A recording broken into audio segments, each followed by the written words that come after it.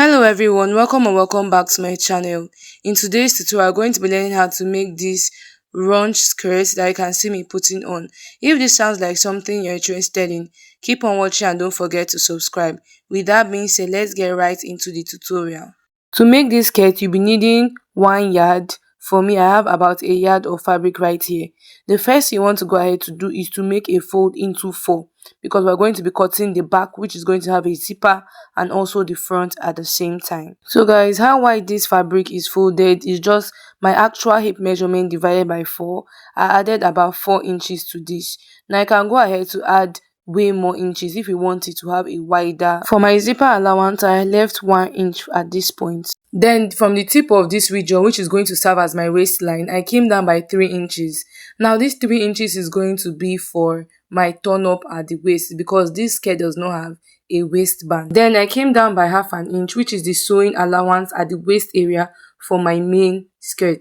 Having done this, place your tape rule at this point, just like you can see me doing, and then come down by your hip length measurement, which for me is at 8 inches. And then I just came down by half the length of what I want my skirt to be. And you're going to actually add extra inches. So I use 36.5, I use 1.5 inches for my folding allowance, and the length of this skirt is actually 35.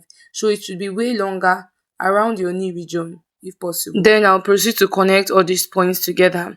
Now the next thing to do is that on the waistline, take your actual waist measurement divided by 4. I marked it at this point, and then I added extra 1 inch. This 1 inch is going to serve as my sewing allowance and also where I'll be creating channels for my loops, okay? Then at the hip line too, I divided my actual hip by 4, marked it at this point, and then I added extra 1 inch for ease, like for ease basically. And then I also added my 1 inch for sewing allowance. So that is what I have here. Don't mind what I was doing in the video. I added 1.5 inches earlier for ease allowance, but 1 inch is actually okay for your ease allowance at the hip. Now the total measurement of what I have here, I'm going to mark the same thing at this lower region and then add extra 1 inch because the lower part should be slightly wider than that of the hip area. Once you have done this, connect together with your ruler as you can see me doing. So guys, I'll proceed to cut what I have out. Now once you have done this, just go ahead to fold this region like this. So you can see the allowance at this point, and then from the bottom I'm just going to cut it all the way to this side. So can you see what I have it looking like? Yours too should look like this. Now pay attention to the part that I'm cutting. So I'll be cutting the one with the allowance at this point. That will be all for the cutting of the skirt. Now from my waist region, I'm just taking this measurement so I can have an idea of how long my loops should be. Now let's cut the loops. So for each of my loops, I did not measure them, but I think 1 inch to 1.5 can be okay for you to cut for the width. And then the length should be about maybe, let's say, 10 inches longer than the length of the skirt. So the loops has to be long so that you can draw it and have that beautiful effect. Also guys, you'll be needing 4 of these loops, 2 for each side. I'll split this remaining one into 2 and then just go ahead to fold this right side facing each other, and then I'm going to stitch on it all the way down. I'll be making use of a safety pin to turn this to the right side. So guys, I have these 2 pieces right here and they are for the back. So I've placed them right sides facing each other just like you can see. Bringing my zip, I'm just going to determine the length of what I want it to be. So I'll be working with 8.5 inches and I'll just mark it on the fabric like this. Then I'm just going to place this way and mark 1 inch all the way to the down. Then I'll connect it together using my ruler. So guys, we're going to join this place on the sewing machine. And then after joining it, I'm going to fix my zipper with 1 inch. Having fixed my zipper, this is what I'll be looking like. Now I'd advise that before you do so, make sure that you iron your hairstay so that the zipper can stay flat. Okay, now I'm just going to bring my facings and I'll be aligning it this way. So I'm going to be stitching it like this. This is to give it that neat finishing at the top area. Having joined it, I'm just going to be trimming off the excesses that I have at the corners so that it can just lie smoothly. This is the front piece here, and as you can see, I've joined it at the waist area of the facing. Now I'm just going to be placing them right sides facing each other like this, and you can see that we did not stitch down the sides. These are my loops and I've gone ahead to turn them to the right size with the help of my safety pin. At the waist region of the front, I'm just going to be marking my exact waist measurement divided by 2, and I'll be shaping this at the both sides of the skirt. At this point, I'm going to advise that you mark this at the back of your skirt at the wrong side, because I later went ahead to losing this.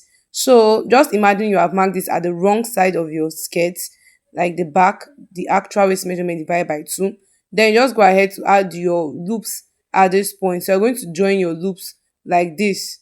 I'm going to do this for the whole sides. That is for the front and for the back too. I've joined my loops to the front and the back, and this is what I have it looking like.